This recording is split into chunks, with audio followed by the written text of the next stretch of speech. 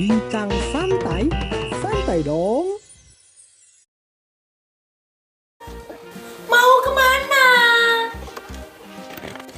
Mau cari inspirasi?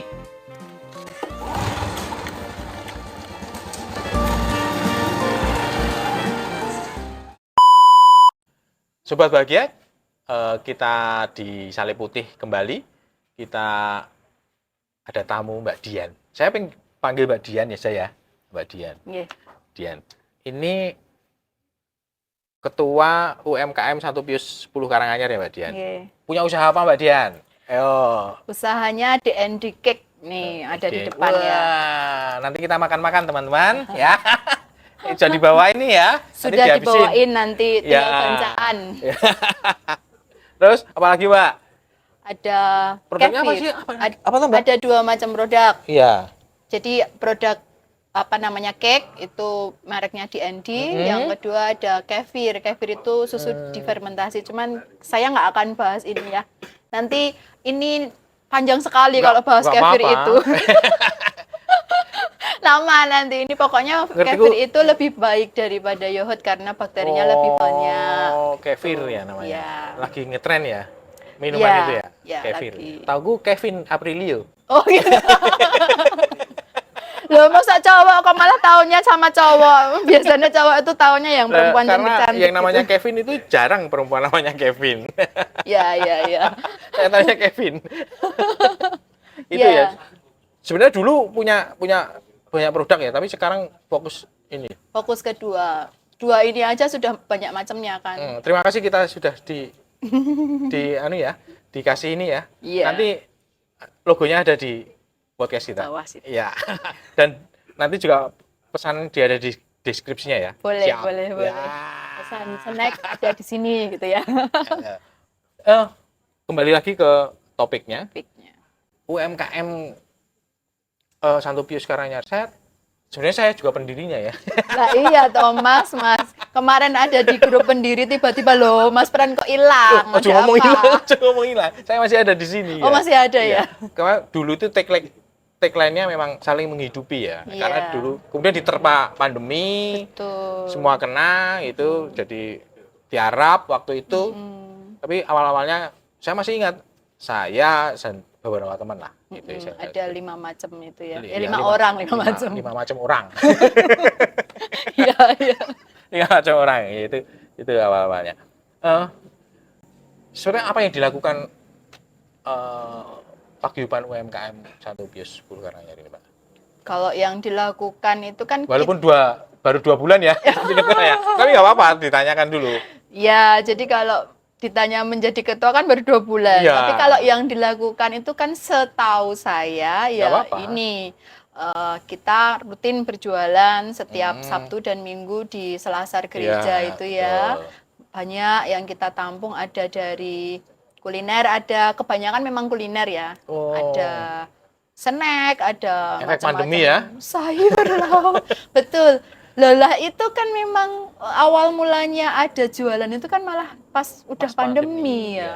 Sebelum pandemi belum ada kita mau jualan-jualan seperti itu, membangun apa namanya kebersamaan sesama pelaku usaha Iya, di betul. gereja itu. Nah, sebenarnya saya meneruskan dari ide-ide Mas Pran di awal itu kan.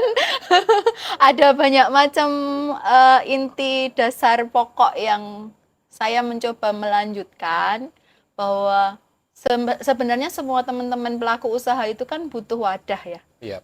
Yang pertama butuh wadah, yang kedua butuh untuk sinergi satu sama lain. Jadi yang pertama kali dilakukan gebrakan awalnya adalah membantu para pelaku usaha ini supaya diminati juga minimal oleh penggerak-penggerak di gereja. Misalnya ada rapat, ada pertemuan apa, entah itu di lingkungan, entah itu di gereja, apapun itu pesannya di kami. Oh. Tinggal nanti kontak personnya kan ada kelompok snack ini, kelompok craft ini, kelompok jasa ini, gitu. Kelompok pertanian juga ada kontak personnya, koordinatornya masing-masing. Jadi ketika misalnya nih, kalau kuliner itu kan hubungannya sama produksi ya. Iya. produsen itu bisa produsen tepung, bisa peternak ayam, Iya. peternak ayam petelur, kita Iya. pasti membutuhkan itu. Ya, pemasok-pemasoknya itu. Nah, kita saling bersinergi. Ini tepungnya beli di Mbak itu yang memang jualan. Ya. Terus telurnya beli di bapak itu yang memang peternak gitu. Terus nanti ada daging dan sebagainya itu ada seperti itu. Harapannya ya memang antara pelaku usaha ini nanti saling bersinergi. Iya. Gitu. Ya, saling menghidupinya di Saling situ. menghidupi, ya, Jadi memang semacam. awal-awalnya Ya. kita awal-awal kita kumpul-kumpul itu ya memang tagline-nya saling menghidupi Saling seperti itu. menghidupi. Harapannya ya seperti itu. Kemudian kenyataannya bagaimana, Mbak? Yang sudah terjadi ini sudah bersinergikah apa belum? Sebagian udah. Sudah. Sudah. Ya, syukurlah. Apa namanya? Terutama kalau memang ada acara besar ya, Natal, Paskah itu panitianya sudah menghubungi masing-masing sudah. dari kami. Tapi untuk lingkungan-lingkungan dan wilayah mungkin sudah ada Ya, beberapa ya. ya. Kalau memang di lingkungannya itu sudah ada yang punya usaha snack box gitu, biasanya sudah saling berkomunikasi. Iya. Tapi mungkin tidak semuanya percaya kepada yang mempunyai usaha itu. Jadi bisa pesan ke lingkungan lain atau mungkin Iya, di iya. usaha yang Ya, lain. wajar lah. Kita Karena tidak bisa konsumen memaksa ya. memilih Ya. Konsumen harus memilih ya. Kita cuma menyarankan aja, Menyarankan. ini di sini ada gitu. Anggotanya berapa sih, Mbak? Saya Anggota sebenarnya punya data tapi lupa. hampir 300 ya. 300 ya. Ya, Kalau member di grup itu. Dulu memang 200-an sekian Ya, tapi 200 berkembang kan. sekian berkembang. Ya, bersyukurlah kita sudah berkembang Ya. seperti itu. Nah, di era digitalisasi ini sebenarnya kalau saya mendengar tuh ya UMKM harus go digital gitu loh. Iya. Terutama dari segi marketing dan promosinya. Nah, ini sudah dilakukan belum oleh teman-teman pelaku usaha? Kalau secara Sambal individu ada sebagian yang sudah. Secara individu ya saya bilangnya. Tapi kalau untuk secara keseluruhan PUP ini kita nyebutnya PUP ya, Paguyuban UMKM Pius. Itu yang diresmikan sama Romo. Itu kita belum secara bersama-sama melakukan digitalisasi. Kita baru edukasi, sebatas edukasi, nanti ada pelatihan misalnya di sana, silahkan monggo mau ikut. Pelatihan apa itu yang menunjang untuk digital marketing ini. Misalnya pelatihan untuk menjadi salah satu seller di sebuah marketplace misalnya gitu. Nah, kalau perkembangannya yang ke sini ya orang yang mau saja, yang sekedar waktu itu punya waktu pas pelatihannya, kemudian punya alatnya, punya sarana dan prasarananya bisa. Tapi kan kenyataannya ya, ini kita bicara kenyataannya. Kenyataannya itu kalau saya melihat dari kacamata saya belum banyak yang melakukan digitalisasi. Ya memang agak susah ya, memang terutama untuk generasi yang tidak aware dengan dunia digital. Itu kalau memang belajar untuk itu memang harus ada pendampingan yang lebih. Gitu. Dari pengalaman yang saya lihat itu dari kelompok-kelompok lain, itu sebenarnya hal seperti itu juga sama permasalahannya juga sama. Tapi mereka melakukannya mungkin bisa jadi saya bukan mengkomparkan ya, tapi pengalaman-pengalaman yang bagus ini sebenarnya bisa dilakukan di sini. Jadi mungkin ada pelaku usaha yang punya pengalaman promosi di Instagram dan itu berhasil. Gitu. Algoritma Instagram seperti apa, kemudian medsos lagi Facebook seperti apa, algoritmanya TikTok sekarang ya sekarang gitu. lagi ngetrennya TikTok. Itu bisa sharing sebenarnya, bisa sharing. Mungkin ada beberapa dari pelaku usaha yang bisa men-sharekan ke teman-teman yang lainnya. Tapi memang tidak targetnya kalau keseluruhannya dengan akan mengikuti itu ya memang agak susah. Dengan member yang segitu, dengan karakternya usahanya yang berbeda-beda, itu sepertinya juga kita tidak bisa mentargetkan semua. Iya, betul. Kita pengennya harapannya kan semua gitu, tapi kenyataannya ya yang mampu itu tadi ada punya alatnya, punya waktunya dan sebagainya itu yang mungkin bisa kalau berjalan. kalau menyangkut usaha mereka sebenarnya ada teman-teman dari perbankan, mungkin dari lembaga keuangan kan bisa melatih untuk Pembuatan laporan keuangan Iya, yang bisa iya. digunakan oleh lembaga keuangan gitu. Semuanya mereka pengen kredit, pengen meningkatkan Iya. usahanya Iya. seperti itu kan sebenarnya kan Dan juga itu bisa. ternyata kan dinilai kan. Iya, betul. Orang kalau mau memberi kredit orang bank itu yang dinilai ininya dulu, punya nggak laporan keuangan Iya, supaya dia nggak betul. jelimet ngitung dari Iya, awal sampai akhir iya, gitu betul. kan.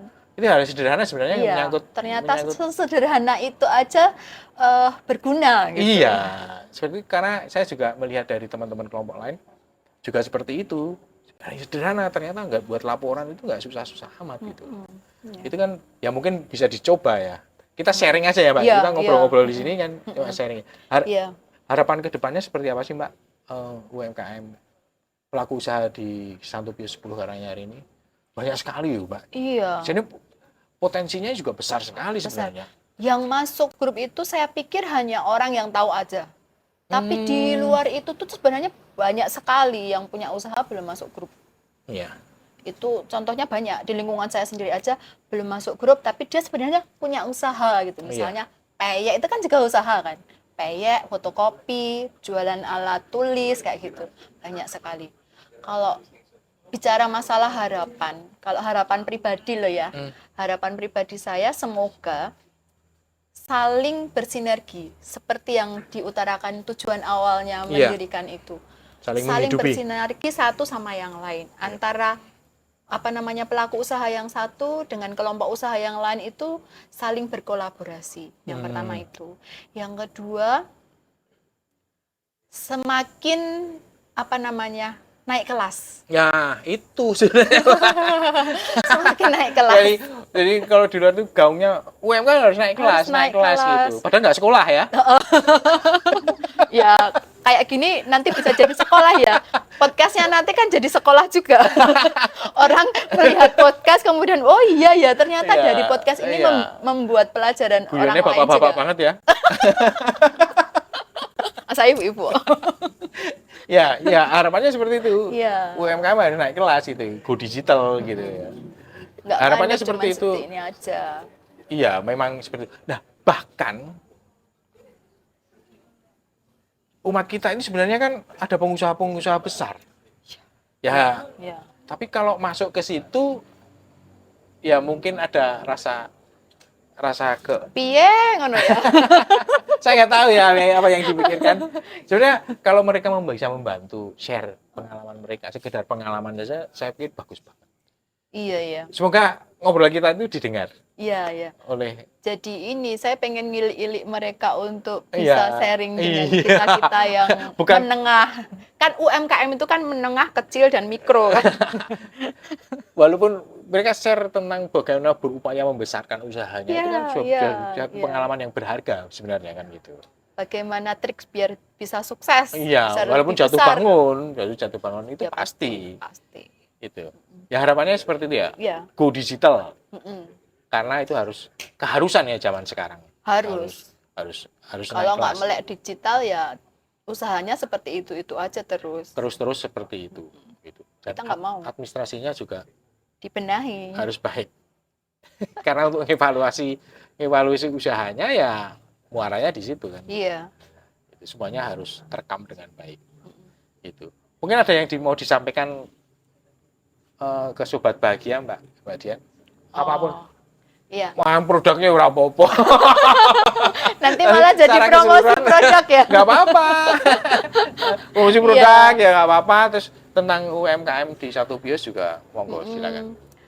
Jadi kalau mau beli snack yang sehat itu sebenarnya saya memulai usaha itu kan awalnya ini why saya dulu ya. Ya, boleh. Why saya kenapa tuh kok milih kuliner gitu? Iya. Itu awal mulanya berasal dari anak saya, waktu itu 18 bulan divonis leaky gut syndrome. Leaky gut syndrome itu sindrom usus bocor yang tidak bisa memakan terigu. Jadi kalau dia makan terigu, ada blaming di otaknya itu langsung pecah-pecah gitu, terus dia menjadi error, tantrum. Waktu itu nggak tahu kan, saya ibu-ibu muda itu kan baru punya anak satu, nggak ngerti. Lalu saya belajar, kemudian menemukan sebuah artikel dari Pak Wit Heri. Ini semoga Pak Wit Heri mendengar podcast kita ini, sehingga Pak Wit, makasih banyak atas ilmu-ilmunya. Beliau menyampaikan bahwa di sana ada terigu itu mengandung gluten. Gluten, ya. Gluten itulah yang tidak bisa diproses di usus. Dia bisa di lambung masuk, tapi akan menjadi glue, lem di sana. Dan bisa keluar itu setelah berhari-hari. Sehingga apa yang didapatkan dari sebuah terigu ini tadi, gluten ini tadi sudah nggak ada. Mau diserap apanya orang sudah berhari-hari. Kalau kita makan nasi, kita makan sayur, kita makan buah, itu langsung diserap, langsung bisa menjadi sehat kan tubuhnya. Nah, dari situ mulainya saya menjadi kuliner ini. Dari pengalaman itu membuat produk ini yang tidak mengandung terigu. Terigu, dan ini mungkin bisa berguna bagi yang lain. Dan ternyata dari situ berkembang customer-customernya yang tadinya itu hanya terkotak, semakin kesini semakin banyak. Ya. Terutama yang punya sindrom seperti tadi. Lagi ngerti aku Mbak. Ternyata, kok Mbak Dian buat itu ya, saya harus pikir healthy, kenapa itu gitu. Tapi ya itu strategi promosi juga. Ya. Tapi di balik itu ternyata ada itunya. gunanya. Nah, untuk UMKM sendiri Mbak, itu harapannya seperti apa ke depannya, jauh ke depan seperti apa? Ya itu tadi, yang pertama melek digital, yang kedua naik kelas, digital, yang kedua naik kelas, yang ketiga usahanya semakin maju dan berkembang, terutama bagi diri sendiri dan lingkungan harus gereja. Terbuka. Betul. Harus bersinergi dengan ini, nggak bisa sendirian kan? Sekarang sudah nggak bisa bukan persaingan, tapi harus berkolaborasi. Gitu. Ya? Kalau sendiri nggak bisa, harus gotong royong, berkolaborasi. Gitu. Apalagi sudah ada paguyubannya. PUP, ya, Paguyuban UMKM Pius. Ya. Terima kasih Mbak Dian. Sami-sami. Atas Semoga bermanfaat. Ya. Terima kasih Sobat Bahagia. Iya, terima kasih ya. Ini sharing-sharing kita, ngobrol-ngobrol kita, semoga ini bisa berguna bagi Sobat Bahagia. Sekian, terima kasih Sobat Bahagia. Terima kasih juga Mbak Dian. Sami-sami Mas Pran dan kru. Bincang santai, santai dong.